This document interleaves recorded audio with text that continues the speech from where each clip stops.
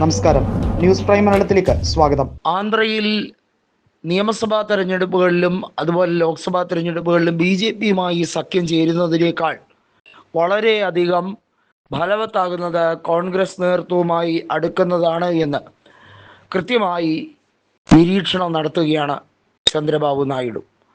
YS ശർമ്മിളയുമായി സഖ്യമുണ്ടാക്കുന്നതിനു വേണ്ടിയുള്ള ചർച്ചകൾ ആരംഭിക്കാൻ അദ്ദേഹം സന്നദ്ധത പ്രകടിപ്പിക്കുകയാണ്. BJP നേതൃത്വവുമായുള്ള ഇപ്പോഴത്തെ സ്വരച്ചേർച്ചയില്ലായ്മ എല്ലാ രീതിയിലും പൊന്തി വരുന്ന സാഹചര്യം കൂടിയാണ് ആന്ധ്രയിൽ ഉള്ളത്. പല വിഷയങ്ങളിലും BJP എടുക്കുന്ന നിലപാട് അത് ഏകാധിപത്യത്തിൻ്റെയും ധാർഷ്ട്യത്തിൻ്റെയുമാണ്. ദക്ഷിണേന്ത്യൻ സംസ്ഥാനങ്ങൾക്ക് അഭികാമ്യമായ കാര്യങ്ങളൊന്നും തന്നെ ചെയ്യുന്നില്ല BJP എന്നതും BJP ഉത്തരേന്ത്യൻ പാർട്ടിയായി തന്നെയാണ് ഇപ്പോഴും മുന്നോട്ട് പോകാൻ ശ്രമിക്കുന്നത് എന്നതും കർണാടകയിൽ മാത്രമല്ല തെലങ്കാനയിലും BJPയുടെ വളർച്ച അതൊരു പരിധിക്കപ്പുറത്തേക്ക് വരികയില്ല എന്ന് കൃത്യമായി നായിഡു പറയാൻ കാരണമാകുന്നതും BJP നേതാക്കളെ ചൊടിപ്പിച്ചിരിക്കുകയാണ്. പ്രാദേശിക നേതാക്കളിൽ പലരും ദേശീയ നേതൃത്വത്തോട് ആവശ്യപ്പെട്ടിരിക്കുന്നത് നായിഡുവിനെ വരച്ച വരയിൽ നിർത്തണം എന്നുള്ളതാണ്. എന്നാൽ നായിഡു വരച്ച ഒരു ലക്ഷ്മണ രേഖയുണ്ട്, അതിനപ്പുറത്തേക്ക് BJPക്ക് ചലിക്കാൻ കഴിയില്ല. നിലവിൽ MP-മാരുടെ എണ്ണത്തിൽ ഏറ്റവും കൂടുതൽ സഖ്യകക്ഷികളിൽ സംഭാവന ചെയ്തിരിക്കുന്നത് നായിഡു ആയതിനാൽ പെട്ടെന്ന് കയറി ഒരു കാര്യത്തിലും മോദിക്ക് നോ പറയാൻ കഴിയുകയില്ല. അതുതന്നെയാണ് നായിഡുവിൻ്റെ ഇപ്പോഴത്തെ ഏറ്റവും വലിയ ബലം എന്ന് പറയുന്നത്.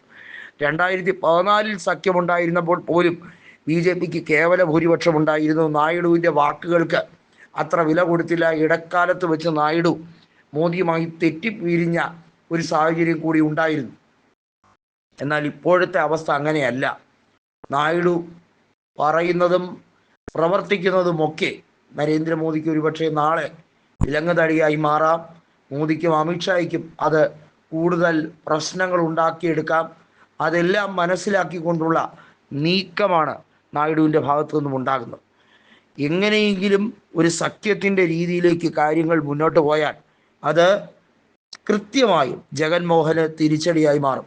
ശർമ്മിളയും ജഗൻമോഹനും രണ്ട് തട്ടിൽ തന്നെയാണ് നിൽക്കുന്നത് എന്നതുകൊണ്ട് തന്നെ ജഗൻമോഹനുമായി ഒരു രീതിയിലും ഒരു കാരണവശാലും അടുക്കുകയോ സഖ്യം ചേരാനോ ശർമ്മിള തയ്യാറാകുന്നില്ല.